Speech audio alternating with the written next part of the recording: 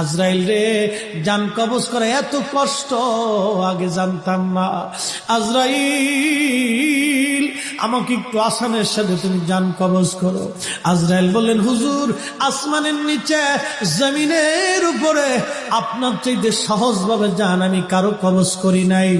আল্লাহ আমার উপরে করা নির্দেশ, আমার হাবিবের জান কবজ হবে সবচেয়ে বড় আসানে। হুজুর, আমি যদি আপনাকে আসানে জান কবজ না করি, নবী গো, আল্লাহর লানত আমি ধ্বংস হয়ে যাব। ইয়া নবী আল্লাহ, আমি সেই ভয়ে আপনাকে আসানের সাথে জান কবজ করতেছি। হুজুর গো, আপনি নবীর আগে এবং পরে এত আসানে কারো জান কবজ হয় নাই, হবে না। আল্লাহর নবী ডেকে বলে, আজরাইল, জান কবজ এত কঠিন, এত কঠিন, আমার কাছে কষ্ট হয়।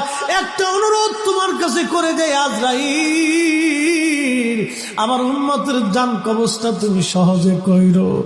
আমার উম্মত গুনাহগার, আমার উম্মত পাপী, আমার উম্মত গুনাহগার, আমার উম্মতের জানটা তুমি আসানের সাথে কইরো। আল্লাহ ডাক দিয়ে বললেন, হাবিব, এমন কোন সৃষ্টি নাই যে সৃষ্টি রব আমি না।